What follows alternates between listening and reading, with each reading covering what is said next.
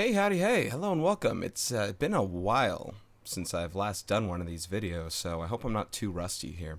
But I am going to do a review on a unit on volume. I'm not going to include spheres in this. It'll have prisms and cylinders, pyramids and cones. For volume, actually, it also has surface area, so basically anything regarding solids. Okay, so any 3D shapes whatsoever, but mostly volume's the highlight, anything 3D. I'll go straight to work, and everything's going to be example problems. There'll be some notes kind of on the top with things. They're not separated by framework. You'll kind of see. I'll be able to read through them. But for the sake of time, let's go on ahead. Okay, and all right, so we're going to start off with some vocab here. And let me actually pre-apologize. I don't think my drawings are going to be that good. I'm not doing too well with the stylus here, so anything that I draw, you know, it's going to look pretty bad, just letting you know now.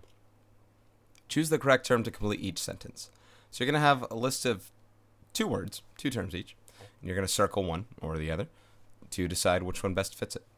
Number one, a set of points in space equidistant from a given point is called a blank. It's either called a circle or a sphere. Both of these would actually be pretty close to being correct. They have that equidistance idea given. The given point would be the center. But this answer is going to be sphere, and not because we're talking about the 3D chapter, but it's because we are referring to three dimensions. If you're referring to space, that's 3D. A plane would be 2 dimensions. A line would be 1 dimension, and a point would be 0 dimensions. So while the circle kind of has this thing going for it, that looks like that, a plane, a sphere, here, let me see if I can do this how I want to. A sphere would kind of have this idea going for it, where if I did, as best as I could, dotted lines, dashed lines like that, and like, oh, let's say like that. All right, now you're getting the look of a sphere, and if you can imagine what I'm looking at now, I've added depth to it, so I've given it kind of that 3D look. So before it was a circle, just the solid part right there, the points equidistant to it are all these points that make the circle. The sphere also includes, if you call this the front, okay, and then the back, and everything like that. So all these points equidistant to it. Now that distance is still called the radius. So if this shot out to this point right here, that distance is still r, just as from here to over here is still radius r, etc. So I hope that helps, even though, you know, like I said, we're not really talking about spheres, not so much in terms of volume and surface area, but this is still important to know, I suppose, especially the space part. Number two, the blank of a cylinder is a segment that joins the bases and is perpendicular to each base. Okay, well, let's first talk about what an altitude is. An altitude is something you'll probably see a little bit more in 2D shapes. You will see it in 3D shapes as well, but they start from a vertex and go down to a base. Let me use a triangle to start off with here.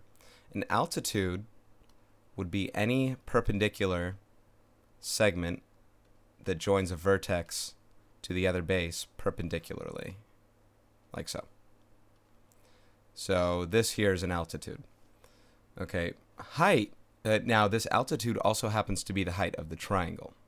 Okay, however, height, in this case, and we're talking about a cylinder now, is very specific to referring to here's a base, here's another base, and I already did apologize about the drawings here. Okay. Altitude goes from vertex to base. Height, apparently, in this case, is going from base to base.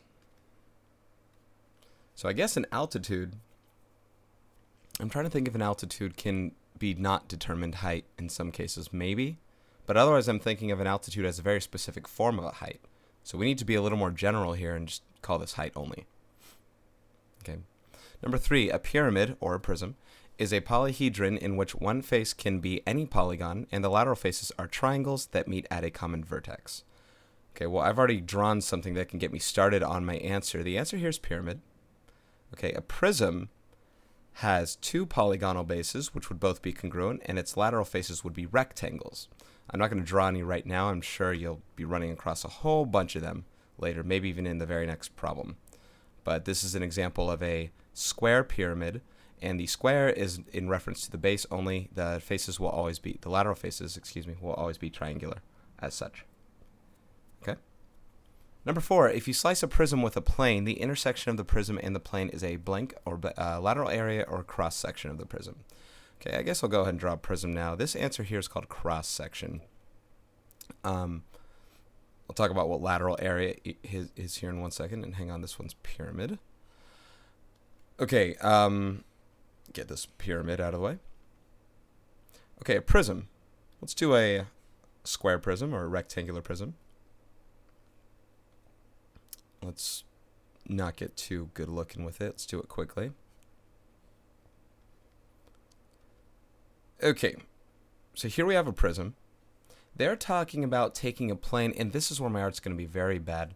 Let's say I take a plane, you know, like something, and I'm cutting it right through here, okay? That cut portion is going all through there, and it's literally cutting this part of said prism, okay?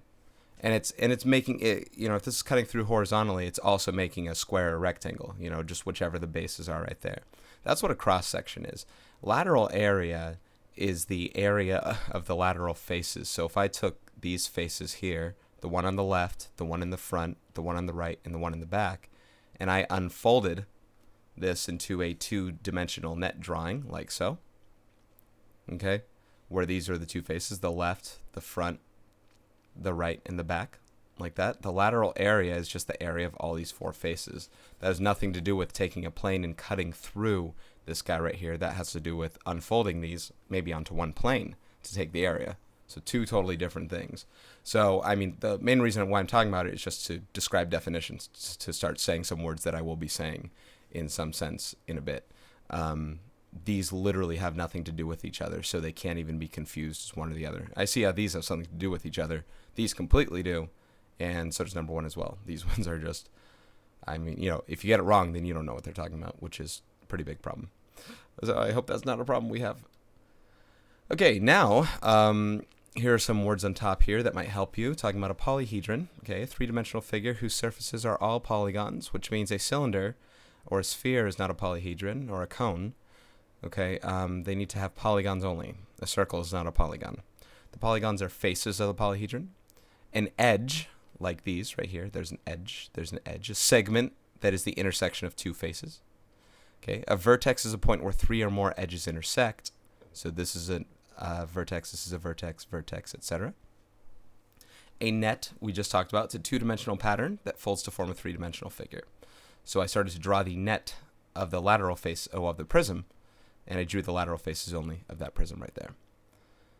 So let's draw a net for each three-dimensional figure. Now, what I'm going to do for all of these problems is first identify what kind of polyhedron it is.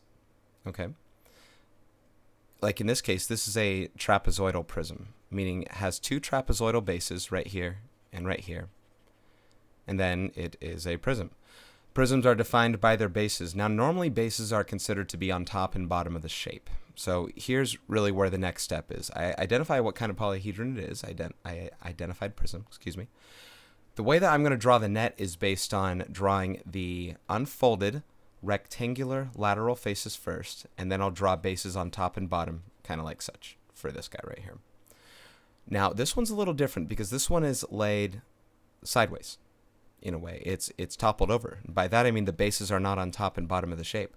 Well, I guess that's too bad. What we're gonna have to do is just pretend like it was faced upright, meaning instead of being faced that way, it's faced more this way, where you see the trapezoid right here on top and bottom instead.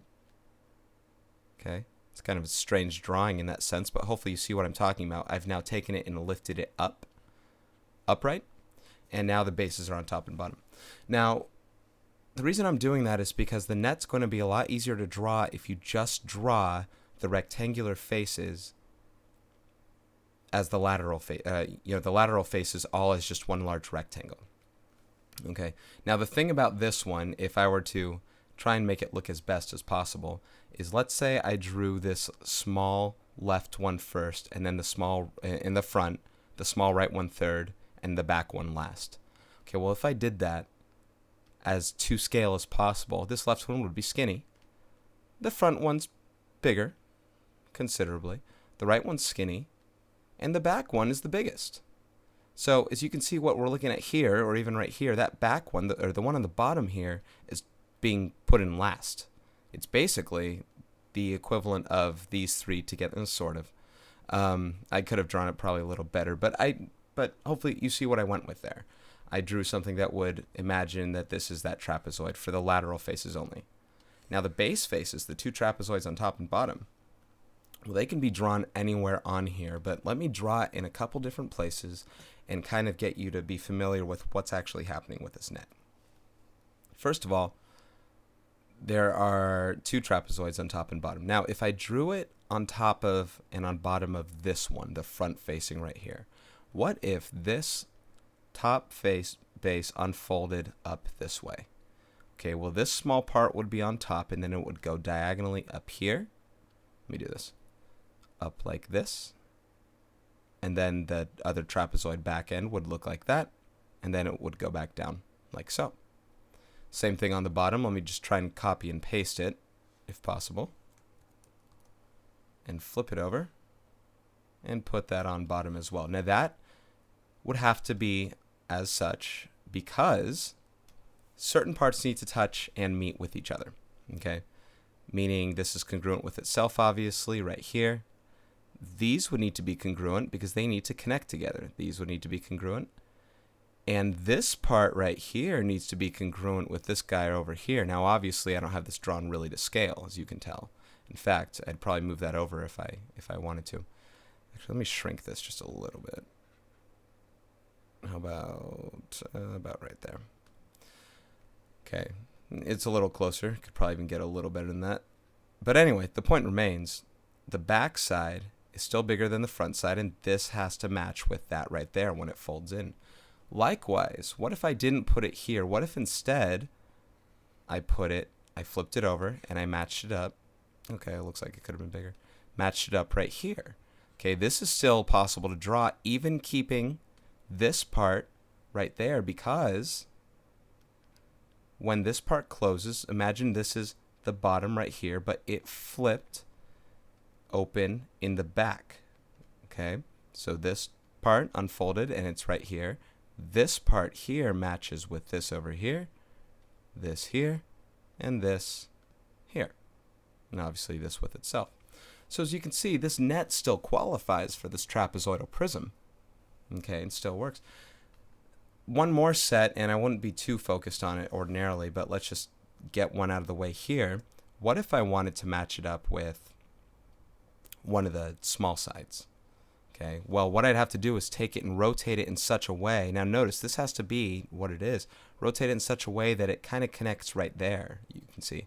But now it gets that slanted look. And I guess that's just what it has to do. And it's really hard to kind of comprehend and say what's happening. But as you can see, the parts that line up, this and this, would still close onto each other. This would close onto this. And this is lined up with itself. This lines up with that one, etc. So a bunch of different ways you can draw the net. I'm only going to do one at a time the rest of the way here. But I really wanted to get those combinations down. So that's number 6. Okay, number 7. First, I'm going to identify what type of prism this is. Excuse me, not prism, polyhedron. And this is a triangular, and this is a pyramid.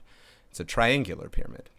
Now, the ideal way to draw the pyramid is to really just unfold it from the base, because the difference between a pyramid and a prism is in a prism, when you unfold the rectangles, they just make a larger rectangle.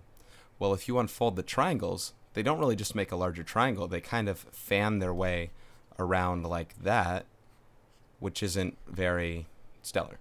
So instead, we just unfold it from the base, which in this case is a triangle, coincidentally. And we will unfold all the other triangles around it as a result. But I have to rotate it in such a way. It looks like they'll all go upside down now instead. How about there's a lateral face?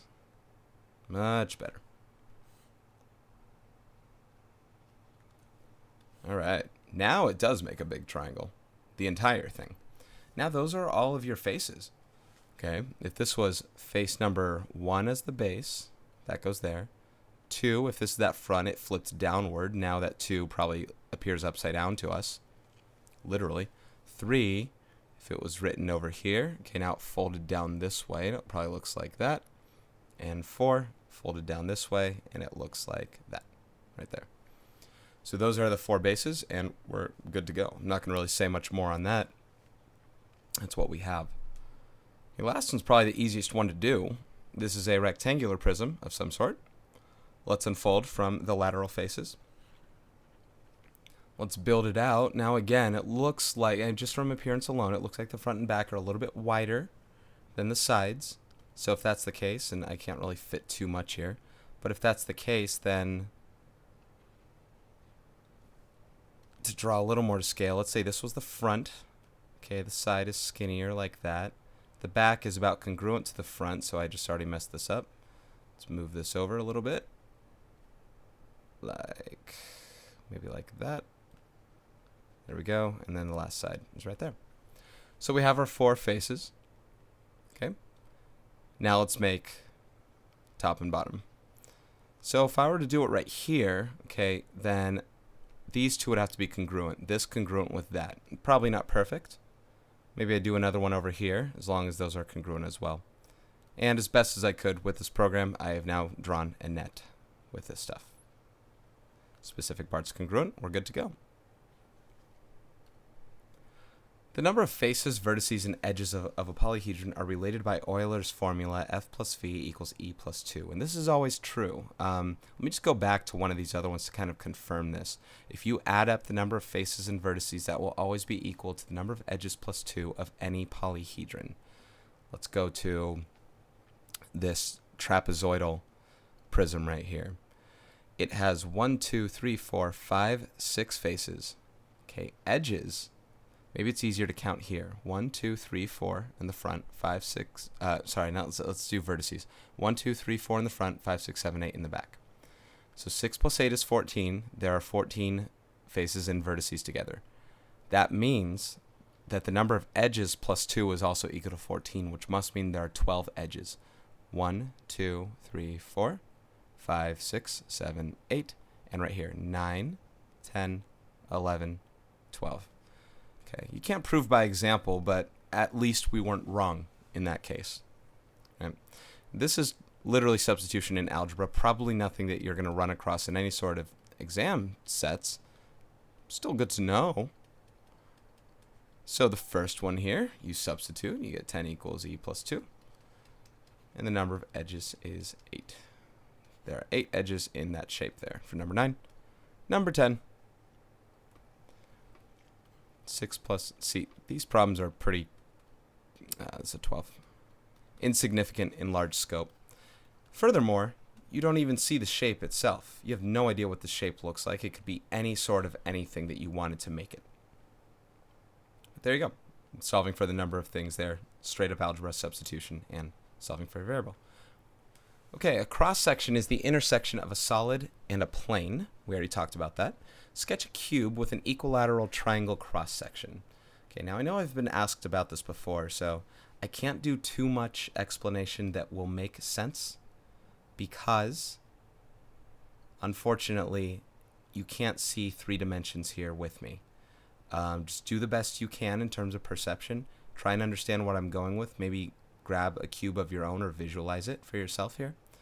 But what I'm going to do is explain where this cross-section has to be, and hopefully you can make sense of it. As long as you understand what a cross-section is, this should come to you okay. All right, first of all, if I cut a cross-section, if I cut a cross-section through horizontally, like so, all I'm going to be making here is a square, meaning it's congruent to the base. And I really hope you understand what I'm doing when I draw that. When I draw a cross section, when I cut a cross section here vertically through here, I will once again only just be making a square like that. Okay. Even diagonally, and it depends on the diagonal that you do, but if I did it diagonally, let's say just through right here. One second. Trying my best. Okay, well the cross section here, and don't say it's a triangle just yet, don't do anything like that. It's going to look a bit like, I don't know, like that. It's basically a rectangle.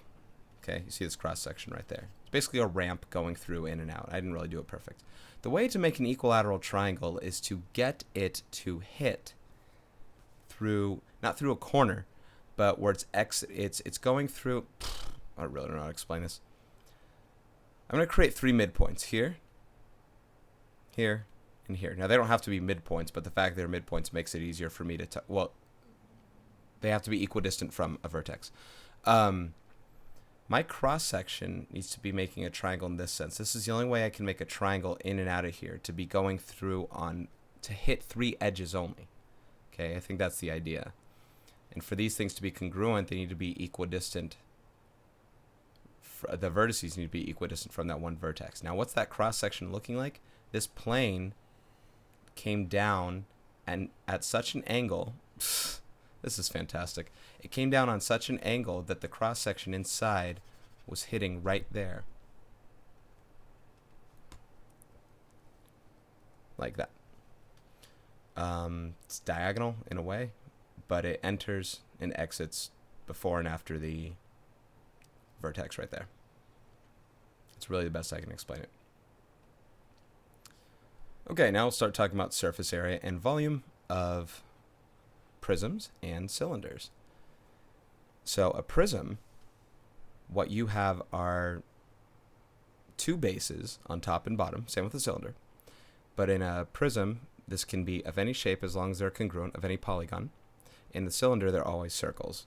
So there's a very specific way we can talk about the area of the base there. This one, it just depends on what kind of base you're talking about. Okay. And the lateral facings are always rectangles here.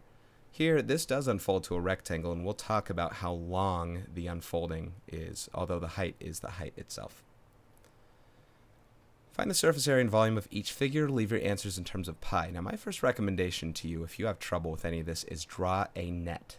Draw a net. And I will be doing it with every single one of these, at least for surface area.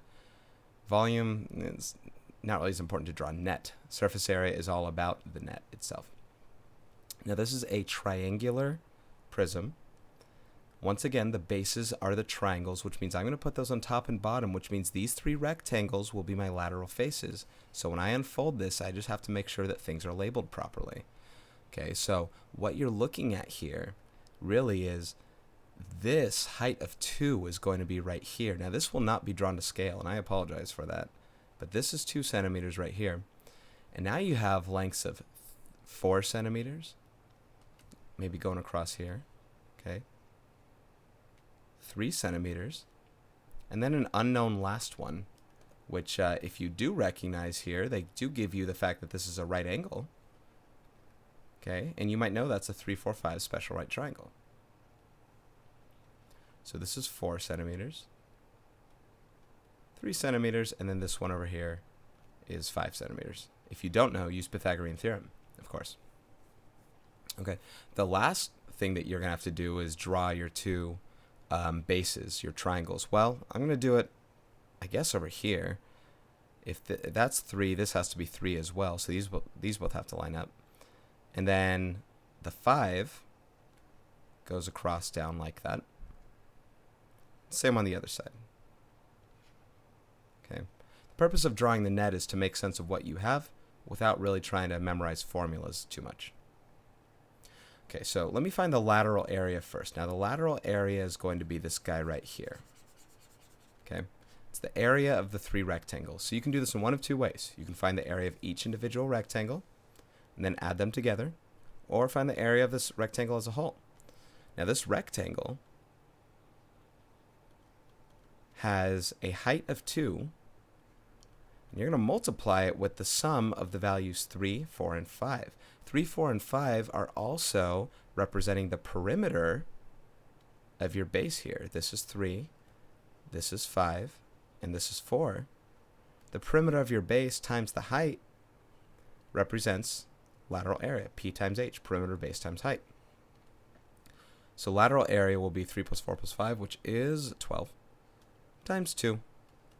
And that will be 24 square centimeters. Now, that's not the area of the entire thing just yet. That's just lateral area. Let's get the area of either base, and then we will double it. It is a triangle. It is a right triangle, and you can now use 4 as base, 3 as height. So we can do 1/2 base times height, which is half of 12, which is 6. So that is that. 2 bases would then be 12 square centimeters. So adding them all up together, we will get total surface area, which is 24 plus 12, which is 36 square centimeters. There you go. I'm going to try and use the thin pen as much as possible. The other one's kind of thick here. And I will erase these nets as I go because you won't have much room. I won't have much room to show you the other stuff otherwise. So that was number, I don't know what number that was. Let me bring it up and find out. That was for number 12. And by the way, this also says leave your answers in terms of pi. That doesn't mean for this problem. It means for, probably for this problem right here. Okay, number 13. Once again, this is a, it's a solid with kind of a toppled over set of bases here. The cylinder is sideways. But these are still the bases, so I am going to draw them on top and bottom. Now, as you well may know, when you draw a net for a cylinder, the unfolded portion right here, if you cut and unfolded it, is just a rectangle. Okay. A really good analogy for this would be taking a piece of paper and just folding it together to kind of, to make a tube, like how we do our pirate telescope tube, something like that. That's how we can make a cylinder. So when you unfold it back, obviously it's a piece of paper, so it's still a rectangle. There are circles on top and bottom. That's what they fold onto. So I guess the big question is, what does this length represent? If we want to find the area of this rectangle, the lateral area right here, we need to know how long this is. Well, as the other one was the perimeter of the base, this one is going to be as well. But this is not just a perimeter, it's a circumference. Okay, this length here, this radius is 3 meters. The height, as we know, is 8 meters. And don't confuse this length with this length right here. These are not height. This was toppled over. So I put it upright and unfolded it. This is 8. This length here is the circumference of the base, which is 2 times pi times the radius, 3. So it becomes 6 pi meters. That's how long it is. So the lateral area is base times height, which is 6 pi times 8, which is 48 pi square meters. And do not round. Don't round early, even if they said round to the nearest tenth, but they did say leave in terms of pi, so we're going to do exactly that. Right, there's the lateral area. Now the area of the base right here, it's pi r squared, and both bases are congruent. So this also has a radius of 3, so it's going to be 9 pi. That means 2 base areas, because there are 2 circles, is 18 pi. Square meters, like so. So when we find the entire surface area here, it will be the combination of both base areas with the lateral area. So it will be 48 pi plus 18 pi. They are like terms, they will combine, becomes 66 pi square meters, exactly. They did say leave in terms of pi. If you round to the nearest tenth, don't do it till the very end, right then and there, and calculate it.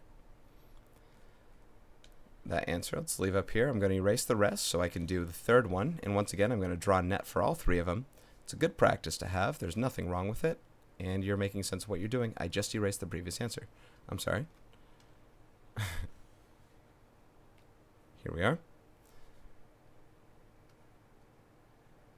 Okay, number 14. A rectangular prism. You can choose what the bases are in this case. All of them are rectangles. It looks like if I want to consider the top and bottom exactly what they are, then I'll make these the bases, the 8 by 6 and the 8 by 6. So the height of this rectangle will be 4 inches. So as this goes, whoa, that's not a rectangle. So as this goes across this way, okay, the 8s and the 6s go across the top, 2 sets each. This 4 inches is going right here. 4 inches right there. So 8, 6, 8, and 6. Let's divide it in half first. Totally not drawn to scale. It's just make sense of what you have, right? That's the whole point. 8, 6, 8, 6. And you need bases, obviously. We are trying to find surface area. Now, if I do this right here, then this will be an 8 by 6. But if I chose to do another one, let's say right here, okay, this is 6. This is now 8. Okay. Lateral area. These guys going all around right here.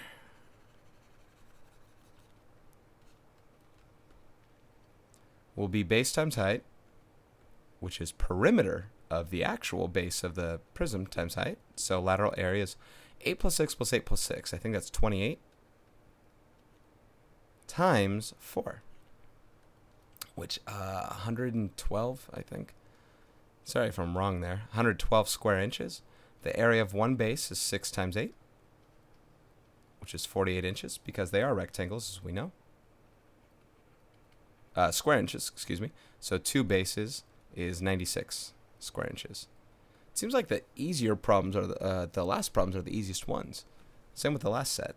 So your total surface area is LA plus 2B, which is 208 square inches. All right. I want to be done with those problems. I am good. Let's do some more surface area here. We have, I'm not done with these problems. Let me go back to these ones. Where was I? All right, we still got to find the volumes of these 3 figures. My bad. Let's do that. So I found surface area. You want me to find volume last? I'm asking absolutely nobody here. I'm asking a computer that I'm looking at. Why don't I, if I don't forget, why don't I go and do numbers 15, 16, and 17. Let me do surface area. Then I'll go back and do volume for all of them. Sounds like a plan, because we can still talk about drawing nets and all that kind of stuff. Okay, surface area of pyramids and cones are, same thing with regard to drawing the net. You haven't seen the net of a cone yet in this video. I'll make sure to do one there. I have done the net of one of these. I'll explain where this comes from very shortly as I draw it. So, well, the first one's a cone. Okay, I'm not going to explain the formula as much. I take that back. Maybe I think I might have to, because I don't think I made another video on this. Okay, so the net looks kind of like this. It looks like a fan. How I describe it. I describe it as a fan. That's a little thin. Let me try that again. Okay, and like for the lateral facing, and then the base is a circle. So the circle attaches to it somehow right there. Okay. Now the information that we're given right here are a couple things. We know, now that's interesting that they give us the length of this. We could have solved this using Pythagorean theorem, but the point I was going to make here was that what you are given are the height of the cone. This 10.8 represents the slant height. I'm going to use L for that. That's a cursive L, and this is your radius R. Now the height is not used. I repeat, it is not used for surface area. There's nowhere on this surface where height is represented. However, if 10.8 was not known, you could use Pythagorean theorem, 10 squared plus 4 squared equals L squared, solve for L, and you would get 10.8 as that value. Slant height is used as surface area, and it is actually any of this length that's right here. All of it is actually the exact same, whether it's here or even down right here if I drew it correctly. Okay, your radius is represented here. This is 4 feet. And we need to find the area of both of these things. Now, you know how to find the area of this base right here. Let's do that one first. It's pi times r squared, which is 16 pi square feet. Straightforward. We have to add that with this area here. My best explanation for this that I can give in a short amount of time is this area is the equivalent to the area of a sector with a circle like this that has a radius that is the same as the slant height of the cone. Now, that's a lot that I said there. But the way that we can find the area of a sector is as follows. I'm going to do it very quickly. The area of the sector, okay, is, let's start with this. This length right here, the length of this arc, is equivalent to the length of the circumference of your base, the circle. This and this are congruent in terms of length. So this length right here is 2 pi r, right? Circumference. The length of the circumference of this entire purple circle right here is 2 times pi times its radius, which is 2 pi l, because this 10.8 represents the slant height. So this is this purple circle's radius.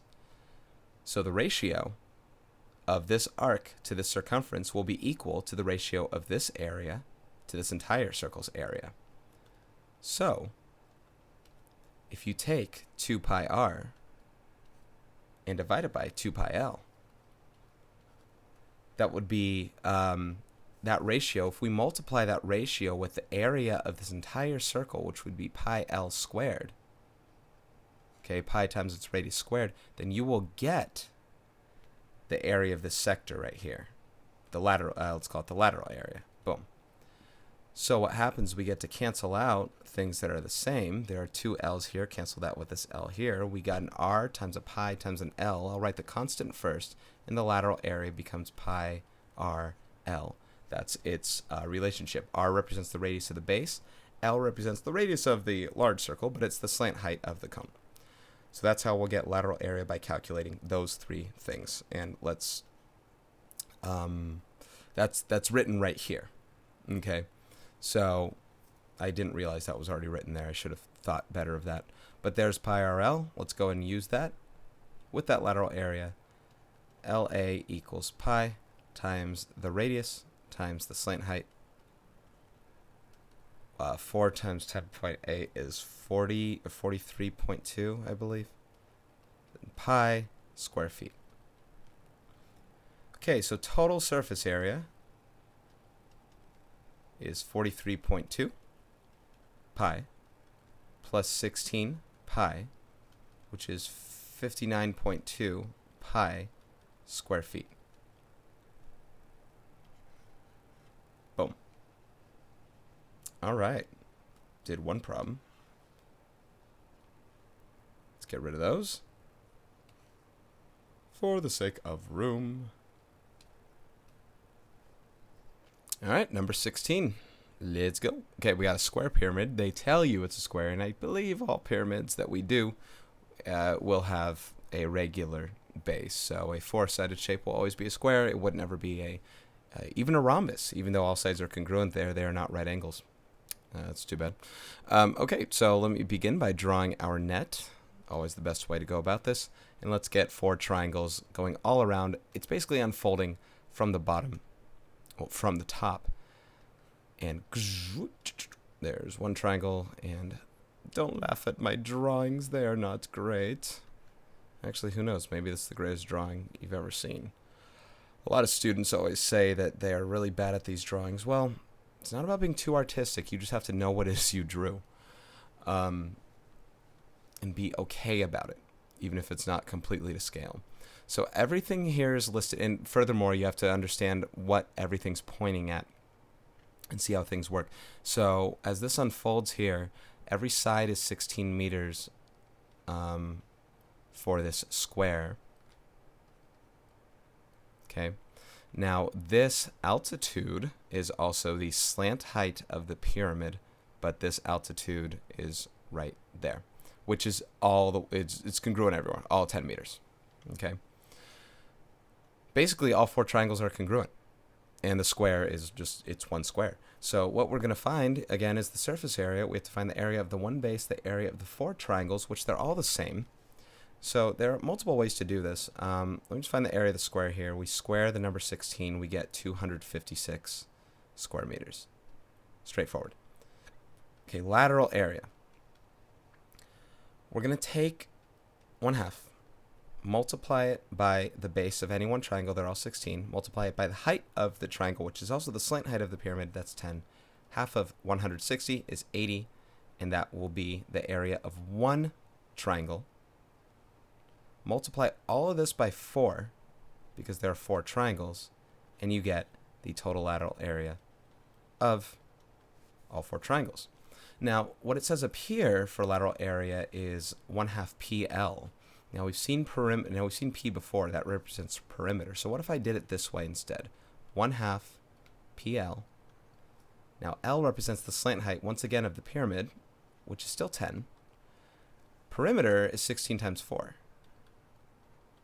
Oh, 1/2. Excuse me. 1/2 16 times 4 times 10. 16 times 4 is 64. Half of 64 is 32. 32 times 10 is 320. So the question is, why 2 different approaches? Well, the thing about, and we're still not done with the problem, we still have to add these 2 together.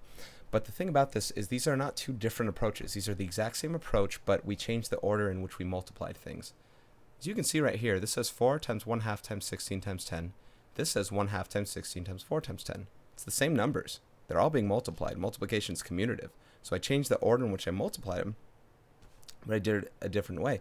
Basically, this formula came from this idea that the perimeter could be rewritten because here we multiplied by the number of triangles.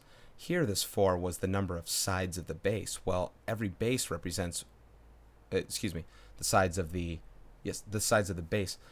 The sides of the base represent the bases of the triangles. So there are as many bases of triangles as there are triangles. That's how this kind of came to be.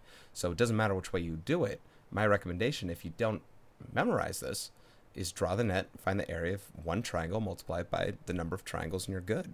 So do it by this approach.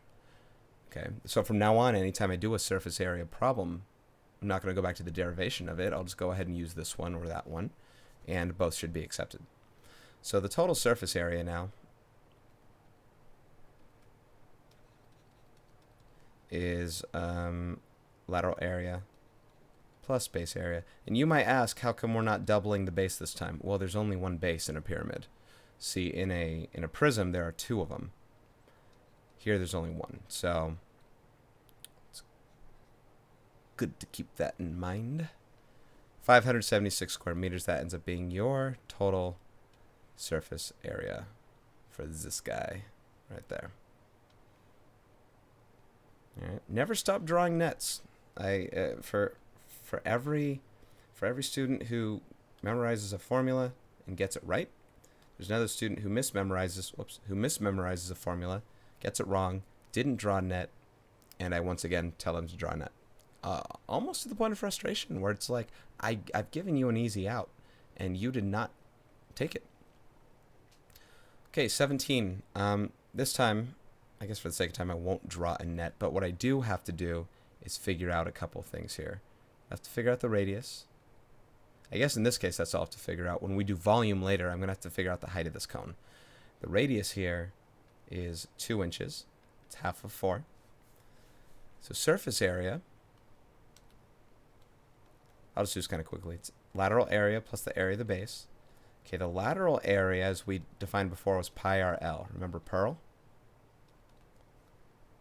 Pi times r times l is pi times the radius of the base, 2, times the slant height of the cone, which is 6, which is 12 pi square inches. Okay, the area of the base is pi times the radius squared, so that's 4 pi square inches. Total surface area, therefore, is 12 pi plus 4 pi, which is 16 pi square inches. So I just recommended always drawing a net, and this time I didn't draw a net. Sorry about that. Kind of, this I'm already realizing this video is going to be hecka long. A really long video. I've only done the surface area. These, not even yet the volumes.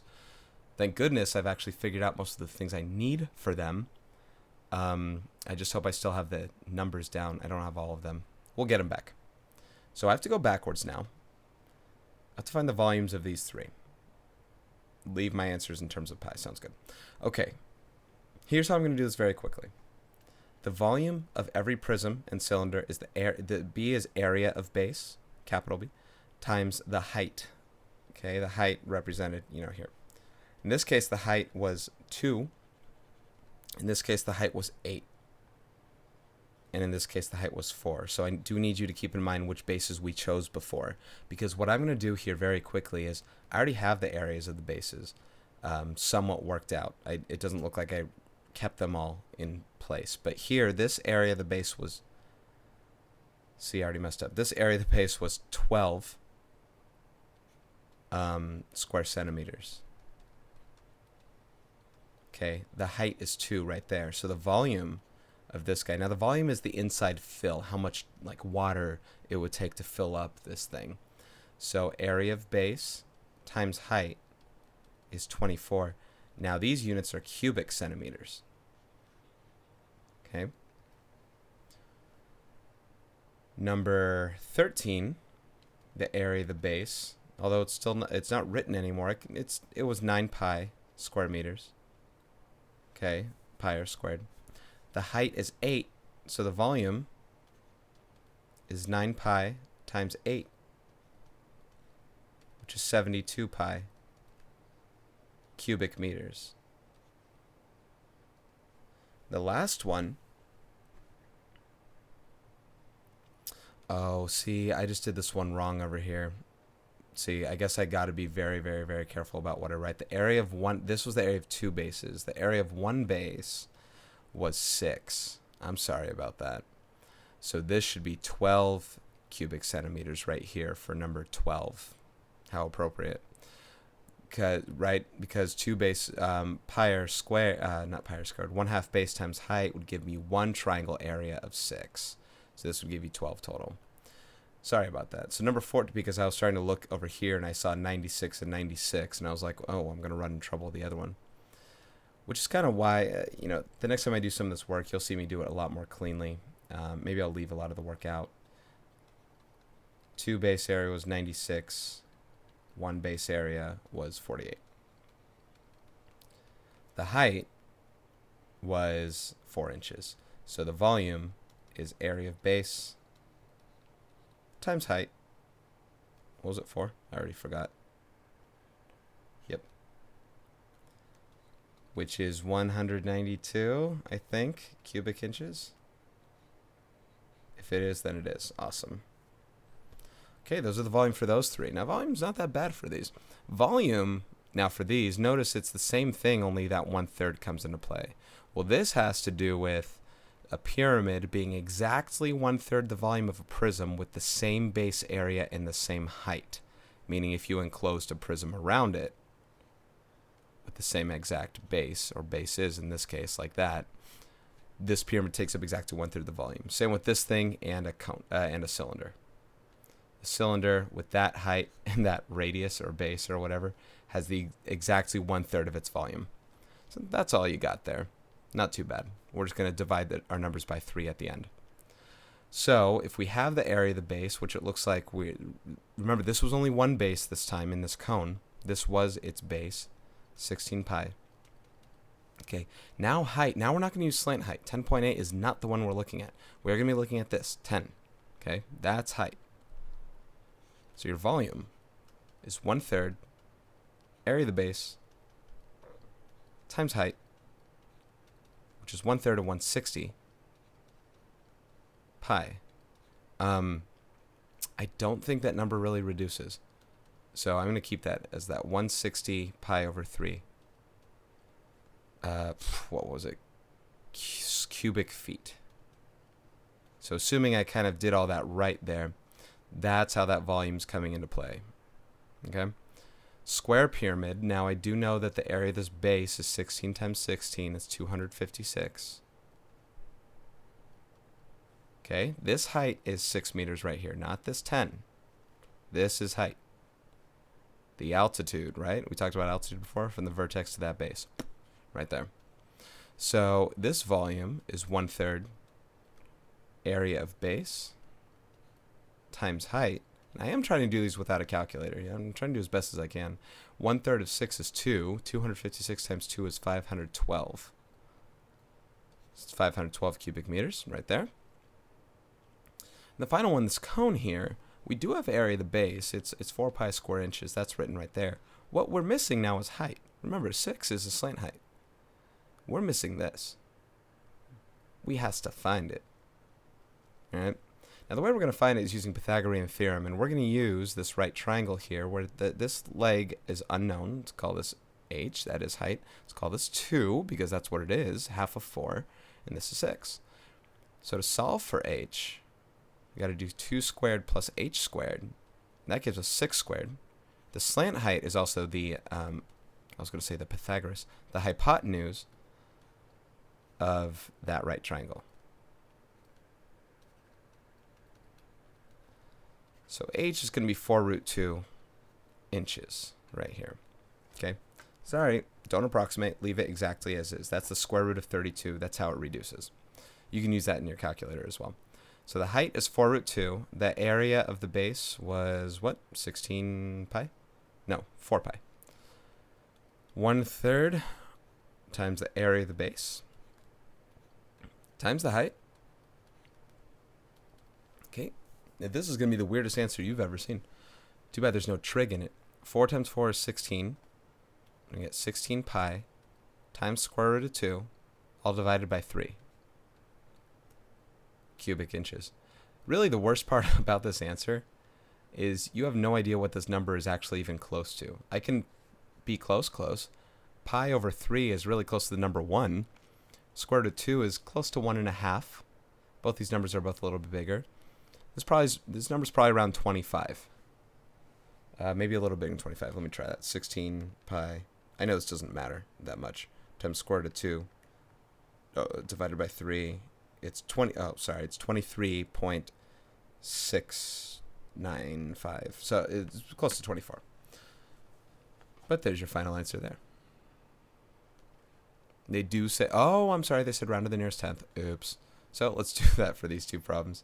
Now, I guess the take-home thing about this, though, is that we got the exact answer first, which is great because this is about 167.6. Because you can't round your answers before. And I know I've stressed this more than once. Get to the exact answer first, round from there, that'll be fine. This one's exact, we're good there. What did I say this one was? 23.7 about? 23.7 cubic inches. Okay, it's good to write this one first and then round straight from there. If you round any of these numbers before and then multiply and then round them again, you're going to run into a heap of trouble, including getting the wrong answer. Okay, rounding too early. So never do that. In fact, oh my goodness, we have a lot to do. All right. Here are more pyramids and cones. Find the surface area and volume each figure round to the nearest tenth. Okay. A square pyramid. Length 11 all around. You can tell this is going to be a late night.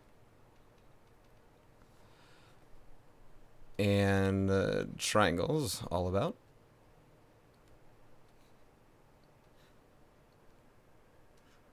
Okay. Now, why am I doing this? Because it's the right thing to do. Because so you don't get lost in your work. You don't miss out on anything that you have here.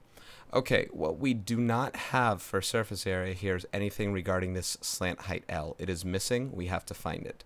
We have to find it based on the information we know here, and we're going to use Pythagorean theorem to do that. Now, for each of these problems, just so you're aware, I'm going to find surface area and volume both together so I don't lose out on any of the information before I erase anything. Okay. This height is 11. That's cool. This length right now is unknown. Let's figure it out. This is a square base. In a square base, the apothem from center to perpendicularly to this one side, like that, is exactly 1/2 the length of any side right here. So this base edge is 11 inches, so the apothem of this square is 5.5 inches, 5.5. So to solve for L, the slant height right here, we're going to use Pythagorean theorem. 11 squared plus 5.5 squared. I'm sorry, plus 5.5 squared is L squared. Go as exact as you can for as long as you can. 11 squared plus 5.5 squared apparently gives me 151.25 exactly. So L is the square root of this number. is the square root of this number. Okay. Unfortunately, when I take the square root of this, it doesn't give me a very comfortable looking number. I could write it like this. I could write it in fraction form, but I'm not going to round this number. This is what my number is. I'm sorry, but that's what it is. We're going to use this, square root of 151.25. We're not going to round it. We're not going to write what the long decimal version is, which is 12.29837388, and it goes on forever after that. Even that number is rounded. Keep that in mind. So there's that number there. Now we have all our information for surface area, right? The area of the base is 11 squared, which is 121 square inches. Okay. The lateral area is the area of all four triangles together, which also in a different way written is 1/2 perimeter of base times slant height. So 1/2 perimeter of base is 44 inches, 11 times 4. Slant height is square root of 151.25. Let's check out if they want us to round. Round to the nearest tenth. I won't do that just yet. I'm going to still leave this as 22 times the square root of 151.25 square inches. That is all four triangles added together. So the surface area is that number plus 121. That's an exact answer. This is in square inches as well. When you round to the nearest tenth, as I shall do, times 22 plus 121, I will be getting 391, approximately 391.6 square inches. That is the surface area of this pyramid. Okay. The volume is found by taking 1/3 of the area of the base and multiplying it by the height. This one's actually going to be an easier problem to do. Excuse me. I can probably actually even write it up here. Volume is 1/3. We have area of the base. That's 121 square inches. That was 11 times 11. And we're going to multiply it by 11 again because this 11 is the height right here. So 11 cubed, I know, is 1,331. I don't believe that number is divisible by 8. Or by 3. I said 8 because 1 plus 3 plus 3 plus 1 is 8, and 8 is not divisible by 3. So I'll just leave it at, well, I have to round to the nearest tenth, don't I? That is 443.7 cubic inches, approximately. And there you are. It's number 18. Okay, number 19. We have a cone. We have a radius of 7 yards, a height of 8 yards. We are missing slant height. That's going to be over here. All right. If I were to draw a net for this guy, it would look fan-like for this portion here. We'd have a circle. My apologies for the bad-looking drawing. This radius here, 7 yards. Height is not drawn on this net. Slant height will be, though. That'll be this guy right here, L. Let's go ahead and find out what L is before we kind of move on, because I think that's going to be an important part of this surface area. 7 squared plus 8 squared equals L squared. 7 squared is 49. 8 squared is 64. 49 plus 64 is 113. So L is the square root of 113. So you can imagine it's probably not a number that's going to be coming out in any sort of grand way. It's probably even a prime number. So L is the square root of 113. Let's go ahead and find out our lateral area and our base area and add them both together. So lateral area is pi r L, pi times radius of the base times slant height of the cone. So that's 7 pi root 113. Square yards, mind you. Boom, boom. The area of the base here is pi times 7 squared, which is 49 pi. Square yards. So added together, we have, let me kind of separate these because this is from the previous problem. Surface area total surface area will be the lateral area plus the area of the base, 7 pi, root 113, plus 49 pi. There's an exact number for you. One thing I can actually do with this exact number is I can actually factor out the pi even. So I'll have within here 7 root 113 plus 49. Now, because this thing has root 113, that can't combine with that, so it's going to look like that. But anyway, that's an exact number. Let me try and multiply this here in my handy-dandy calculator. Plus 49 times pi gives me 387.7 square yards. And there you are. Cool, cool. The volume is 1/3 area of the base times the height.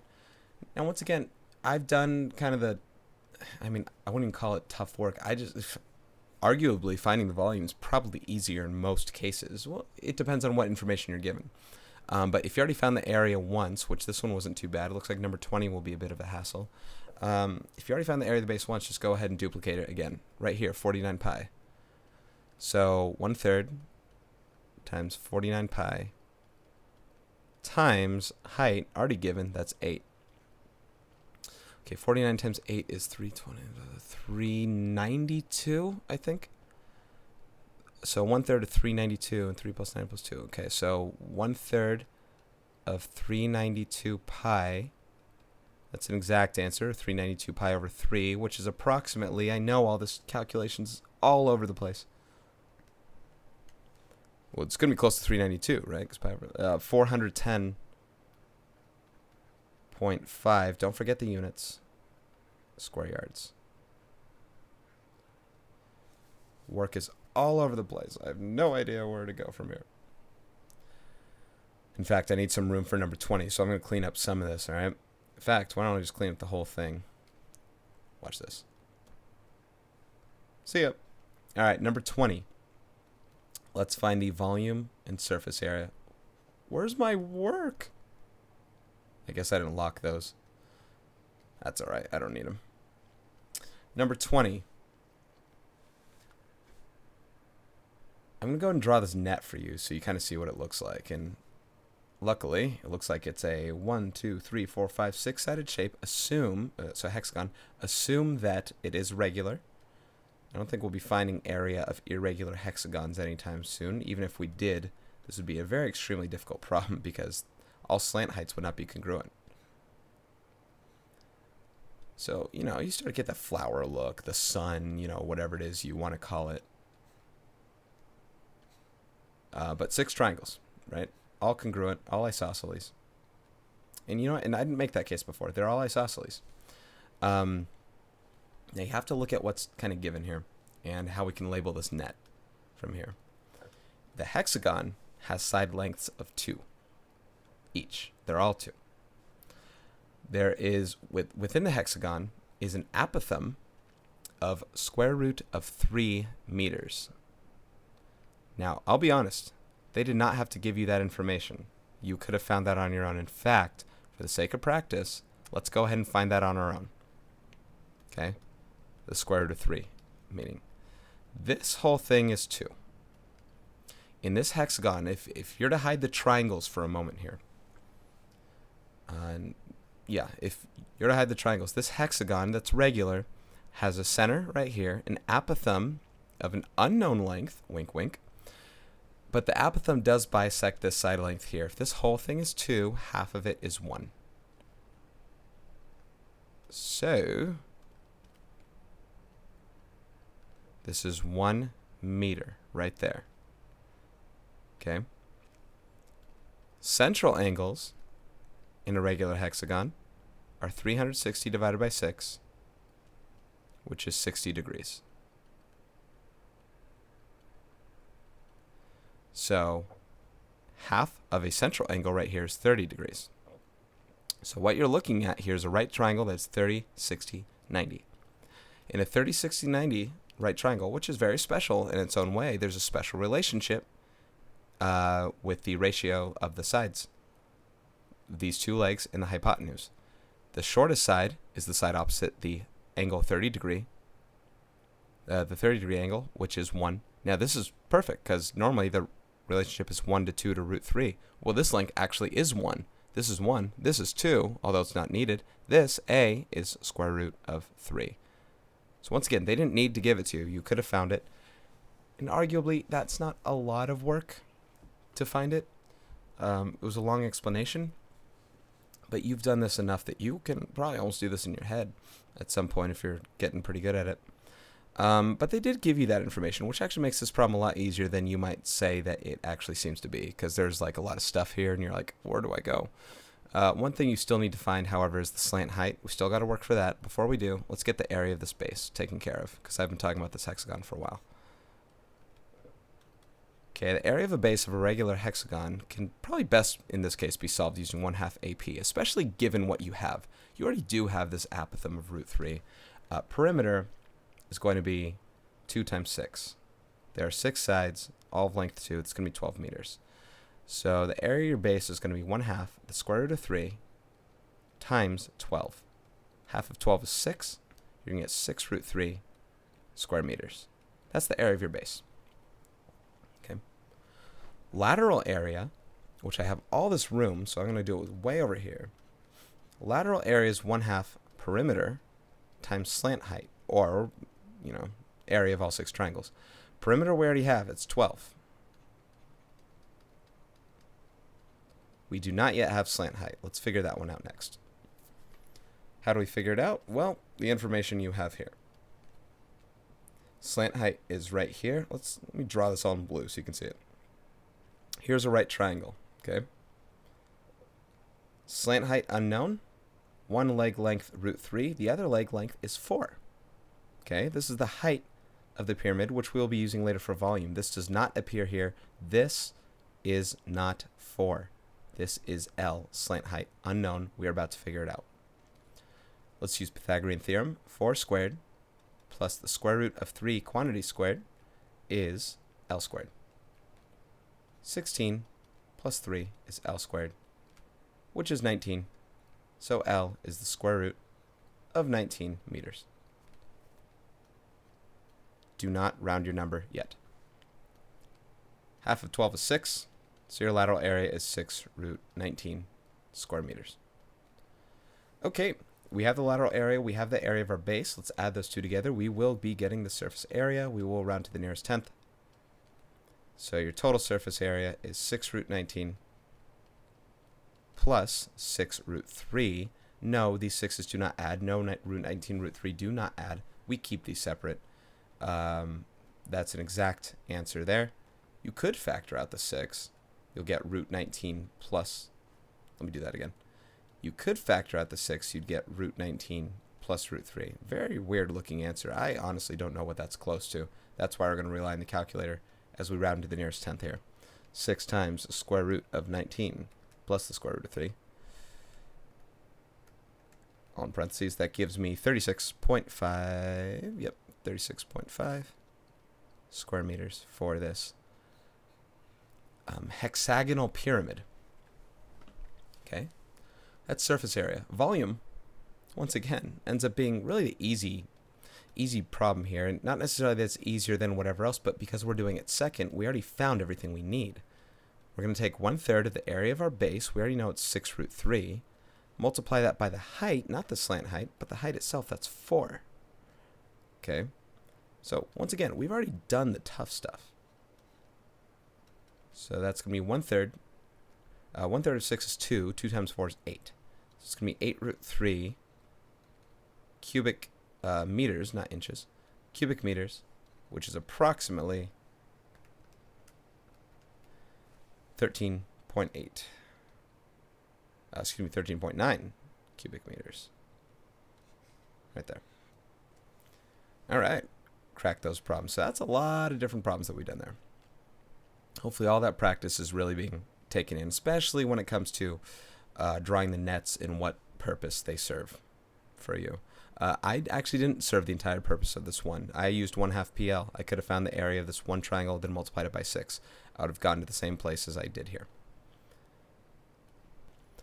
Okay, number 21, the base area of a prism in terms of the surface area and lateral area. And you're probably saying, what the heck are they talking about? Well, they're just asking for you to rewrite kind of formulas as you kind of know them. So like we know how to find surface area using lateral area and base area in a prism. That's LA plus 2B. So all they're asking you to do is solve for B. It's just a way of working around a problem. This is algebra, purely algebra. So to solve for B, let's get 2B by itself first. Let's subtract lateral area from both sides. So 2B equals SA plus LA. And no, you cannot factor out the A. These are both, like SA is one variable. It's not S times A. So to solve for B, you divide both sides by 2. Now when you divide by 2, you divide every term by 2. So you may either divide them individually or divide it all by 2 like that. And that's what B is going to look like as a final answer. To find the area of a base, you take the surface area and you add it with the lateral area and you divide it by... You don't add, I'm sorry. See, I already screwed up. You subtract the lateral area from it. What just happened? That is so bizarre. Just minus, you subtract the lateral area and you divide it by 2. Crazy, right? Maybe you take half of it. How about that? B equals 1/2 SA minus LA. I think that looks kind of cooler because we've done area of base as like 1/2 base times height, stuff like that. Whatever. I'll do it that way. The radius of a cylinder in terms of the surface area and height. Hint, use the quadratic formula. Ooh, this is going to be interesting. Okay, so surface area and height. So surface area of a cylinder. Now, it is LA plus 2B. However, the lateral area is very specifically known as, you take the circumference of your base, 2 pi r, and you multiply your height, h. Then you take 2 of your base areas, 2 times pi r squared. Okay, so this is surface area. So we have to solve for the radius now. Right, this is going to be an interesting problem here. I quite adore this problem. This is the math geek in me. Not something you'd probably be tested on, especially with the algebra stuff here. But let's go ahead and do this. I haven't done this problem yet, so I'm actually interested. Okay, this is a quadratic problem, if that makes sense. All of these things are values, if that, okay, I'm going to rewrite this so it says SA equals, so check this out. R is the only variable in our case, meaning we don't know what R is. Let's say we knew what the other ones were. Everything around these are numbers. This is a number. 2 pi times h is a number. 2 pi is a number. Okay, so keep that in mind. So surface area here. So what I mean by that is I'm going to write R last in all these terms. So this will be 2 pi h times R. And this will be 2 pi times r squared. Okay, if this is a quadratic equation, I want to get everything on one side of the equation, and that so I subtract surface area. I'm going to write it on the left side though. So 2 pi times r squared plus 2 pi h times r minus SA equals 0. If this helps, what we're doing is quadratic formula. There's a standard equation. This is like ax squared plus bx plus c equals 0. Okay? When we use quadratic formula, we use, x equals negative b plus or minus the square root of b squared minus 4ac all over 2a. I'll be doing that in one moment here. And it's not like we're going to solve, but there might be some parts to simplify. Again, I've not done this problem, so I'm not sure. So our a value is 2 pi, our b value is 2 pi h, our c value is SA. And I have not seen the answer in the book. I'm not going to be looking at it, so I only hope that what I get is the exact same thing that they get. So, in using this quadratic formula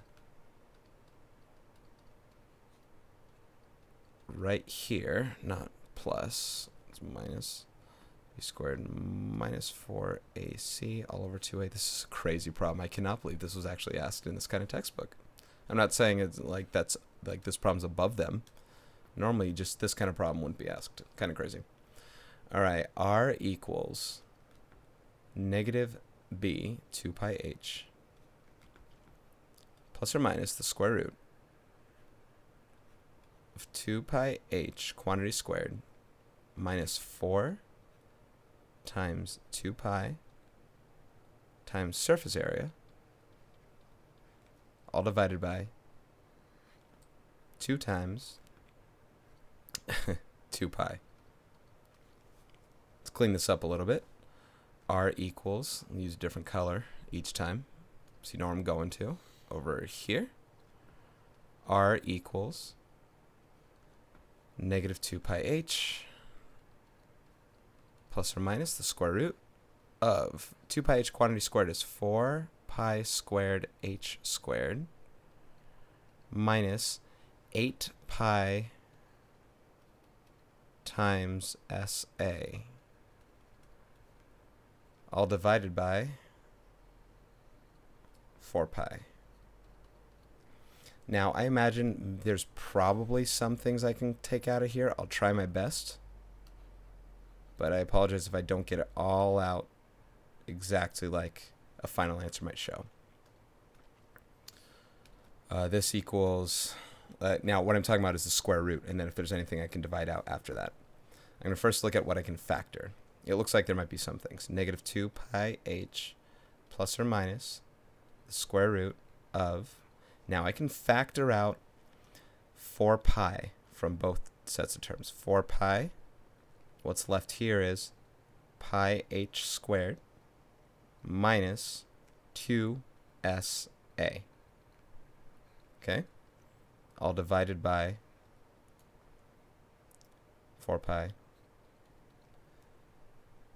Okay, it looks like the pi is going to have to stay inside the square root, even though it was a common factor.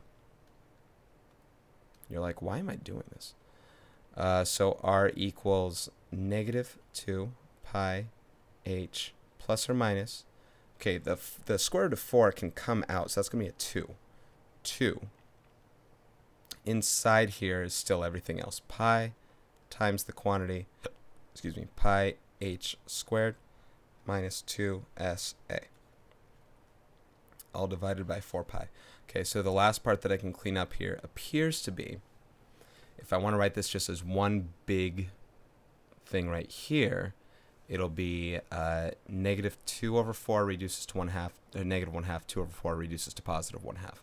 So it'll say r equals negative pi h plus or minus the square root of, whoa, did not want to tail that up, plus or minus the square root of pi times pi h squared minus 2sa, all divided by 2 pi.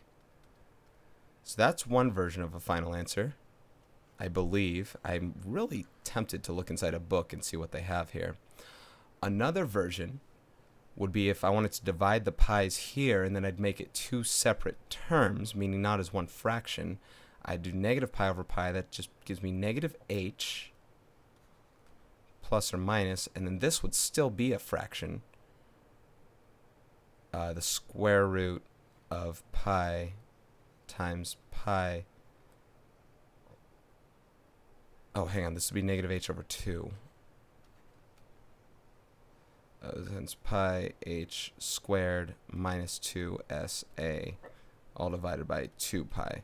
My guess is they would probably do the first one, this one on top here. Actually, you know what? I do have a book with me. I'm going to open this up and see what they put, because I might have been way wrong. I might have messed up somewhere. I might have messed up my entire problem. What problem number was this? 22? All right. Give me 1 second.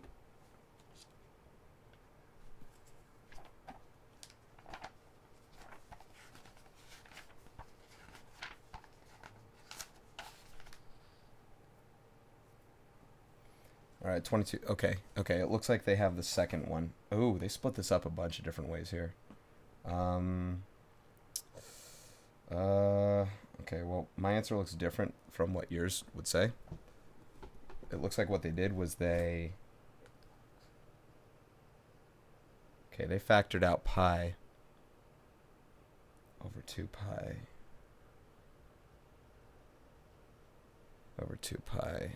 Pi times pi. Well, I guess that's pi times pi. H squared. Okay. I have a different looking answer. I can't speak exactly on how they got theirs. I'm not saying I don't know how. I'm saying that I just don't have exactly how they changed theirs. You know what was one problem with what I did, which isn't going to be a big one in terms of what I have to rework, but my C value was not positive SA, it was negative SA. So every time, like right here, this 4AC, so this minus instead just turns into a plus. So every time that I have a minus here, this should say plus. Plus that, stuff like that. So that's one difference. I don't really know how to speak on the rest.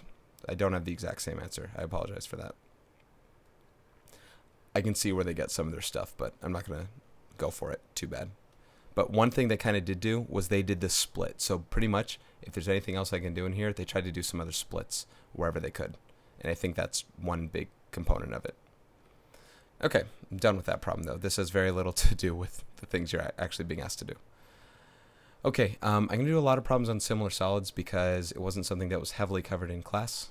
So I'm going to do the best I can with what I have. I'm trying to help you out there. And actually, that'll be it after this. Similar solids have the same shape and all the corresponding dimensions are proportional. Okay, if the similarity ratio of two similar solids is A to B, then the ratio of their corresponding surface areas is A squared to B squared, as you well know. And as you've learned, the ratio of their volumes is A cubed to B cubed. Okay, let's sketch two similar solids whose surface areas are in the ratio 16 to 25 include dimensions. So what I'm going to do, 16 to 25 could mean that these are your surface areas as well. So what you could do is just make two solids. Like, let's just make two, like I think rectangular prisms will be the two easiest ones for us to do this. This is open-ended. You can do it however you'd like. But I'm going to make this guy here. I might even make it a square prism, all depending on what kind of stuff I need. Totally not drawn to scale. Try to make these as congruent as possible. Looks good. And let's add rectangles up here and down here. Alright, let's say this one has a surface area of 16 cubic. Now, it doesn't have to be 16, but the ratio needs to be, but the ratio of areas needs to be 16 to 25. Okay, keep that in mind. There's a difference between those two things. So what I'm going to do is I'm going to have another one that's bigger. Okay, it's literally 25/16 bigger, however much that'll actually be. So how do I get an area of 16 and 25? Well, you know what? I take that back. I'm not going to make it 25. I'm actually going to make these things 32 to 50. Basically, same exact ratio, but I'm going to be doubling this because I think 50 is going to be a lot easier for me to get here. You know how? If all these areas are 10, and these were 5. How do I do that? I do not know. Let's see. For these to be 5, that would pretty much have to be 5 times 1. That would mean this is 5. This is going to be harder than I thought. Open-ended, huh? Open-ended is tough. Tough stuff here. Let's see. How do I want to do this? I still want to try to make it 50. But basically, what I need to do is I need to make these heights all the same. Let's say they're all 10. Okay, if these were all 10, then how do I get 50? 20, 20, 20, let's make all these 1. Okay, here, this might work. This won't work. This is hard to do. I mean, I'm sitting here talking to you about it. I have no idea how I'm going to do this. Basically, I should scratch trying to make it a certain area. What I'll do is I will make it some area, and then I will match this with it. I hope that makes sense with what I'm trying to say by that. Meaning, let's make this area whatever the heck we're going to make it.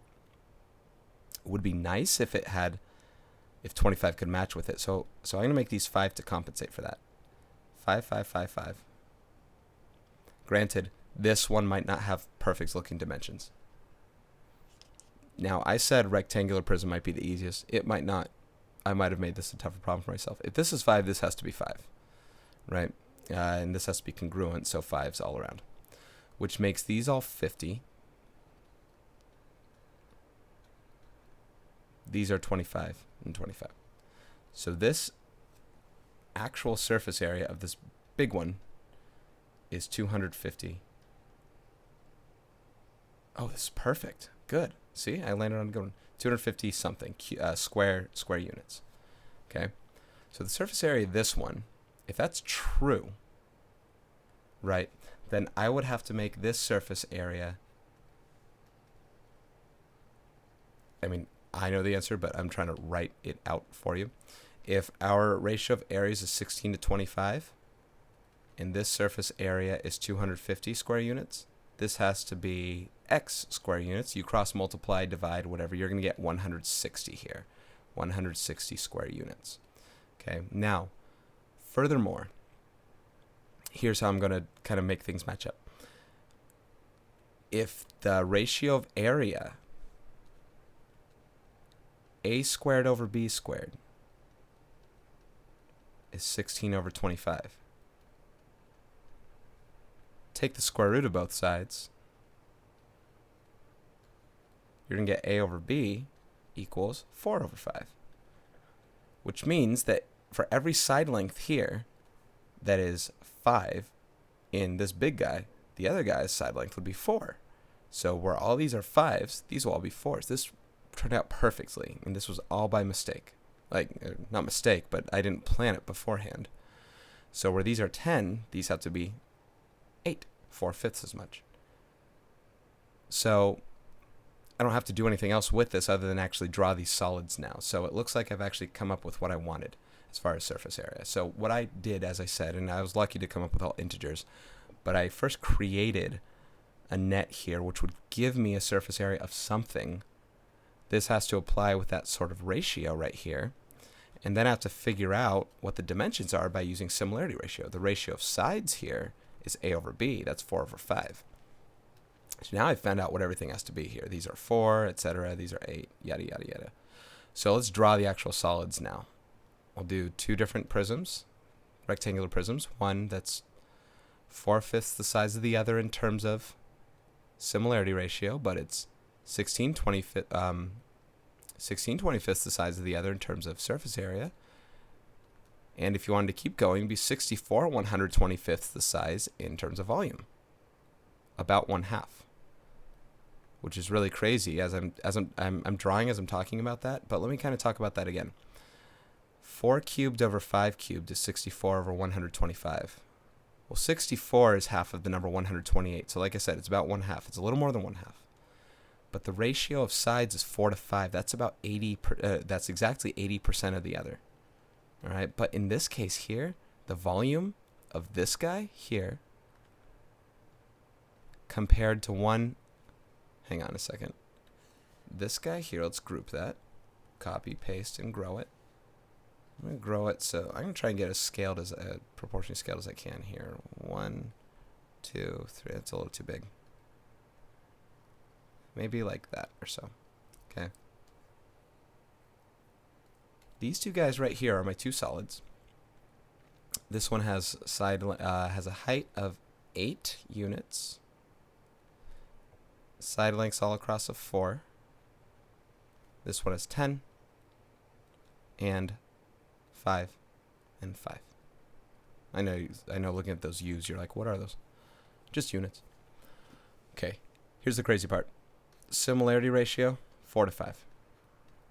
80%. Ratio of area, 16 over 25. It's about 15 over 25, so it's about 60%. Meaning, this is about 60% of that. Not drawn to scale, of course. This one's probably more closely drawn to scale. Ratio of volume, which has nothing to do with the problem, 64 over 125.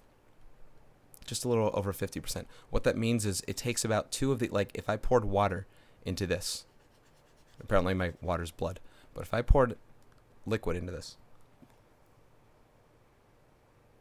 it would take 2 fillings of this completely, to completely fill this thing up. It would just barely overflow. But that's crazy to look at and say, no way. Well, yeah, way. This right here, it needs to hit in all directions, in all dimensions. It needs to hit this way, here. Okay? It needs to hit this way here. And it needs to hit in terms of depth this way here. Okay? So, yeah, it takes about 2 of these fully filled to cover one of those. All right, there's your open-ended question. Problem 29. You don't know the volumes of these, but we can figure out ratios in some sort. For each pair of similar solids, find the ratio of the volume of the first figure to the volume of the second. So once again, I'm not going to actually figure out the volumes of them. But what I do know here is similarity ratio, and I'm going to do it from small to large. Well, from first to second, actually. It does say first to second. So I'm going to do similarity ratio, that is 3 to 4, 3 over 4. The ratio of volume, now that this matters, it's going to be 3 cubed over 4 cubed. 3 over 4 cubed. It's 3 cubed over 4 cubed, which is 27 over 64. Less than 1/2. And once again, one of those kind of strange things here. If I fill up 2 of these completely, that's still, and pour them into this, that still hasn't completely filled up this cone. And I know that sounds strange to you, but it's true.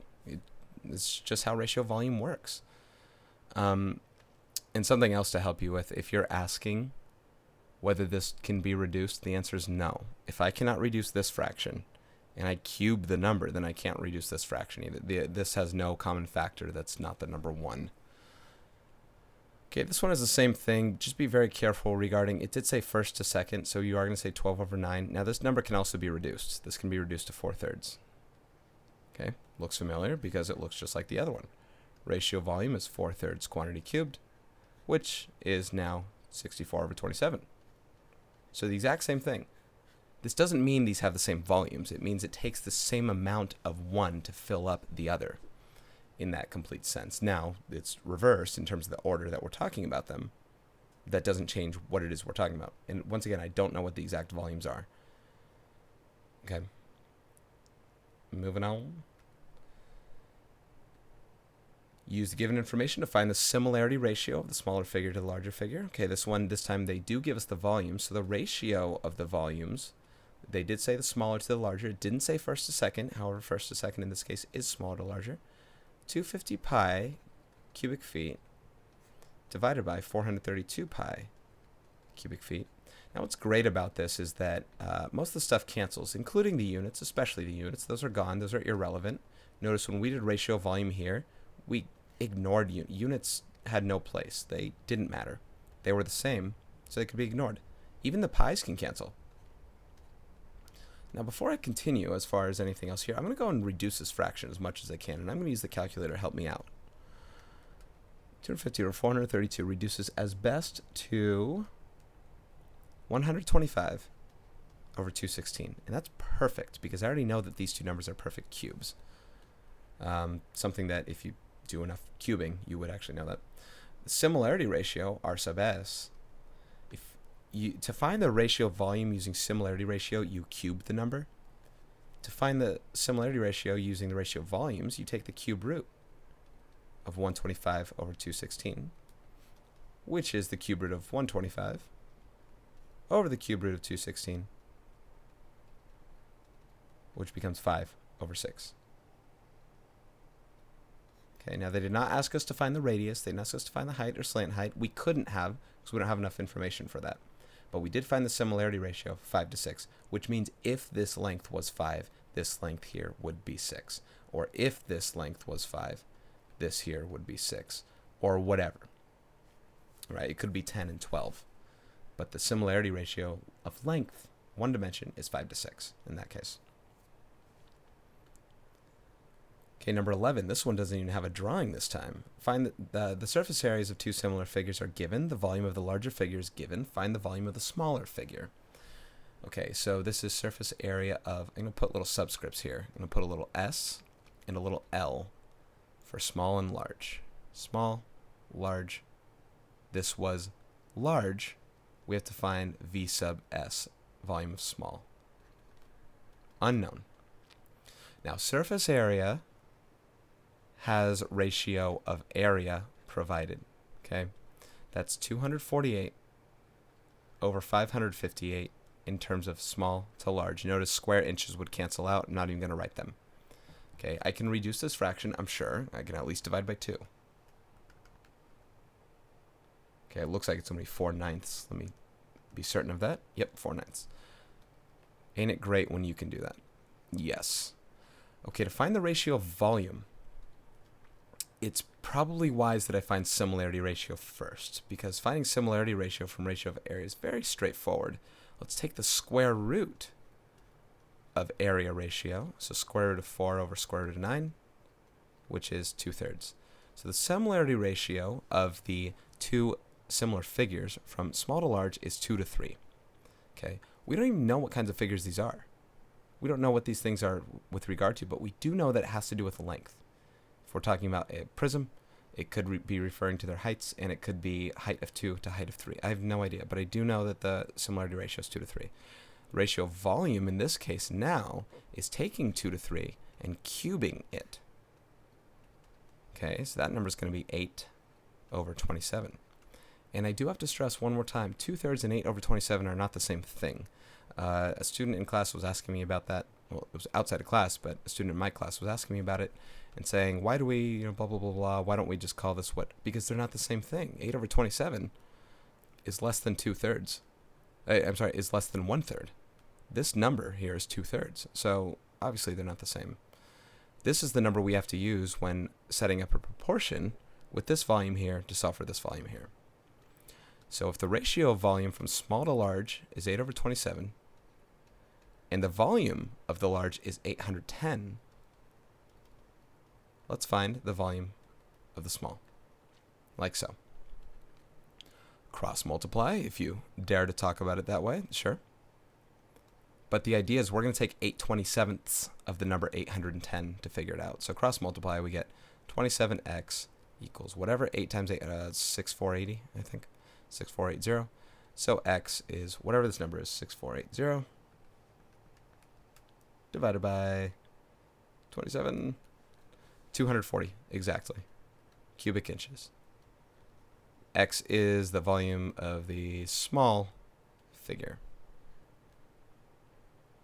There it is. We got it. So there's a little bit of work here, and the main reason what I was talking about from going here to here is kind of difficult because it is a two-step process. You first have to take the square root of these values, then you have to cube them. I'd rather not do it in one step if I didn't have to. Furthermore, the most important part was reducing this first. And it doesn't always come out clean. I imagine we might come up with a problem here in a moment that is not very clean. Word problem, even worse. There are 750 toothpicks in a regular-sized box. If a jumbo box is made by doubling all the dimensions of the regular-sized box, how many toothpicks will the jumbo box hold? Okay, well, let me begin with the drawing to kind of get that idea of, first of all, a box you have to assume is a rectangular prism. Okay, so we're going to do this here. And what I'm going to do is make a figure that appears to be double in size. Let me also do the back here. Let me get the full-on explanation of how ratio of volume applies to any of this that we're talking about. Basically, why the ratio of volume becomes what it is. Okay, I'm going to take this, I'm going to clone it, and give it a different color. Red. Let's do what's pretty close to doubling it. Okay. As best as I might imagine doubling it would look. Maybe like that. Let's see if that, probably too small still. A little too small, I'd say. Not quite hitting the midpoint. Okay, let's say it's about like that. All right, here's your regular sized box of toothpicks. There are 750 toothpicks inside here. Now that refers to volume. Okay, how many can fit and fill inside there? 750 T for toothpicks. It's not T cubed, I know. This is referring to cubic units, though, in a way. The question is how many toothpicks here? Toothpicks. Okay, here's the idea. The question really is, how many of these boxes can fit into this box? Now, what I did was I doubled the length in every dimension. X dimension, Y dimension, Z dimension, whatever you want to call it. In length, width, and depth. Or, So what happens is, how many of these fit in here? Well, 1, 2, 3, 4, and don't forget the back ends of everything, 5, 6, 7, and 8. Okay, that's how ratio volume works. We're doubling it everywhere in every sense. How many of these? I'm going to actually literally put these things in. It looks like I drew this pretty well to scale to make this happen. It's going to look weird to you. You're going to go, whoa, what the heck are you looking at? Well, what we're looking at is toothpick boxes. We're looking at 8 of these that fit inside here. That's how ratio volume is working. And the real tough argument about this is, the question is, what does twice as big mean to someone? Okay. To someone, twice as big might mean that literally, in this case, everything doubled. The length, width, and height all doubled. They did. So you might say twice as big. Au contraire, there are not only twice as many toothpicks, not only 1,500 toothpicks in here. No, there are going to be 8 times as many. So how would we solve this just mathematically without doing any of those drawings? Well, we'd begin with similarity ratio here. From small to large is 1 to 2. Okay, similarity ratio meaning in terms of lengths. We are doubling lengths, 1 to 2. We know that our volume of our small one is 750 toothpicks. Okay, volume of the large is unknown.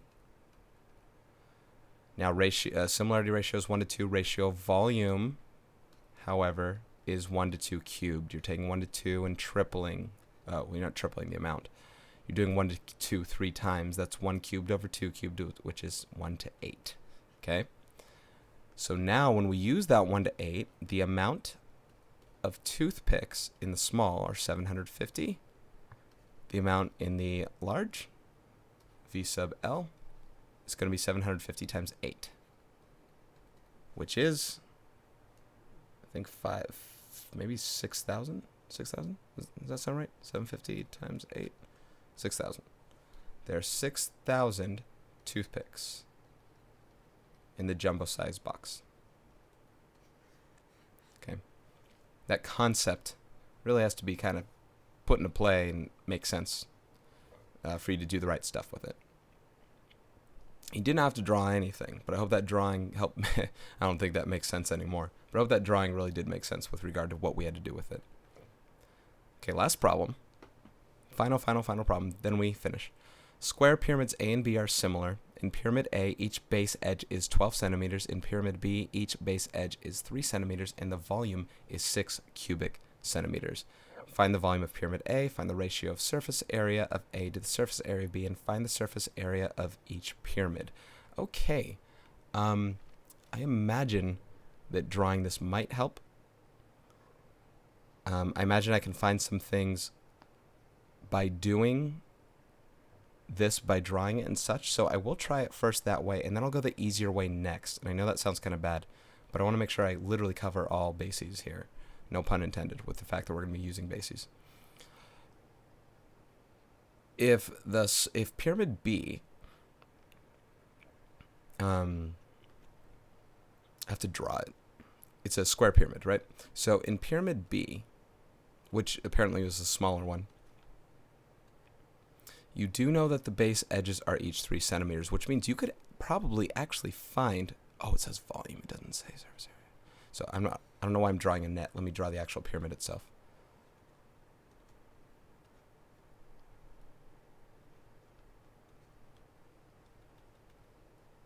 Terrible, I know. Here's Pyramid B. The reason why I'm saying that is because we already have the volume for this one. This is going to be 3 centimeters all around. Okay. Height is unknown, but volume is known. So height. So we can actually find the volume of Pyramid B is area of base times 1/3 area base times height. The volume is 6. Let's take 1/3 the area of the base. The area of base is 3 times 3. That's going to be 9 times the height. So 1/3 of 9 is 3. 6 divided by 3 is 2. So the height is 2 centimeters. Now, why is this important? Because I could do this without ever finding ratio of volume for the stuff. Because pyramid A, okay, if the similarity ratio from A to B is 12 over 3 going off base edges alone, 12 centimeters to 3 centimeters, then the similarity ratio is 4 to 1, which means pyramid A is 4 times larger in every length than pyramid B. So pyramid A would look like, not drawn to scale. Pyramid A would look like this. Base edge length is 12 centimeters. Height, you might say, is unknown. We can find that, though, now. Height is going to be 4 times larger than this one. If the height of B is 2 centimeters, the height of A is 2 times 4, which is 8 centimeters. So I can actually find the volume without ever having done ratio of volume. So I want to confirm that these will be the same when I do ratio of volume. So this is 8 right here. So the volume of pyramid A is 1/3. Area of base, 12 times 12, that's 144, times height, which is 8. 144 times 8 divided by 3 gives you 384 cubic centimeters. Okay. So these two, in comparison to one another, the volume of this one was, what, 6? 6 to 384. So the ratio of volume from A to B is 384 cubic centimeters over 6 cubic centimeters. That number reduces to 64 over 1. Okay, ratio of volume is 64 over 1. So let's see if we worked this out the other way. We start with similarity ratio. We find ratio of volume based on similarity ratio. 4 to 1 cubed, which is 4 cubed over 1 cubed, which is, no doubt, 64 over 1. You would take that 64 over 1, apply it to your unknown ratio of volume of pyramid A over your known ratio of volume of pyramid B, like that. You would multiply that by 6 and you'd get 384, like that. So that would be the volume of pyramid A, like so. So 2 different ways to do it. This first way was kind of probably a little harder, but working backwards in that other way still helps. Find the ratio of surface area of A to the surface area of B. Okay. Once again, I could be doing things with the pyramid in terms of like Pythagorean theorem, solving it. For the sake of time, I'm not going to do that this time. I'll just work with straight surface area, not even drawing these things out. So ratio of sides is 4 to 1. That's from A to B. Ratio of area, and keep in mind, surface area is still area. It's still 2 dimensions. 4 over 1 quantity squared, which is 16 over 1. Okay? I think that's all you had to do. That's it. So I don't know what the surface areas themselves are. If they gave it to us or if I found it out, which I could. I could based on the information I have. I would.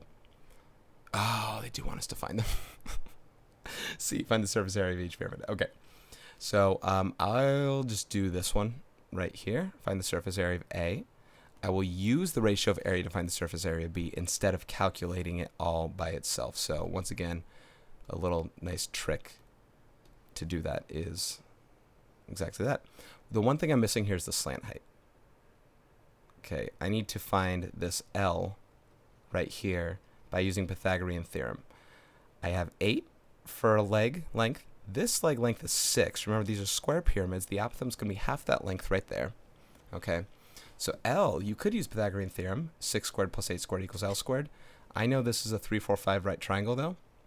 So what's L going to be? It's going to be 10. My slant height will be 10 centimeters. Already found out.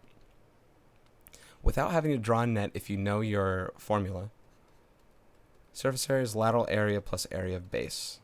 Well, my lateral area is 1/2 perimeter times slant height. Okay, so that's going to be 1/2 perimeter. I think the number was 12, so your perimeter is going to be 48. Yeah, perimeter is 48 times slant height of 10. Half of 48 is 24. 24 times 10 is 240. You get 240 square centimeters for that. Area of base, I believe, might have already been determined at one point. 12 times 12, 144. So area of base is 144. So your surface area of this is going to be 240 plus 144, which is 384 square centimeters. Okay, so that's how I found surface area of pyramid A. Boom. Pyramid B, I could do the exact same thing. Find slant height, lateral area plus area of base, stuff like that. What I could also do is take my surface area for A, apply it with the ratio of area from A to B, and then find the surface area of B as a result. Didn't have to draw a single thing. So here's my area ratio from A to B. Here is my actual area of A. I don't yet know the surface area of B. We're going to find that out by dividing by 16. So surface area of B is 384 divided by 16, which is 24 square centimeters. So you could do it that way, or you could do it the other way, just calculating stuff, Pythagorean theorem, stuff like that. I think that way would have been easier once you know how that stuff. Okay, so that was a lot of problems. This was a very, very, very long review. I hope it was helpful, though. And, yeah, that's it. Fin.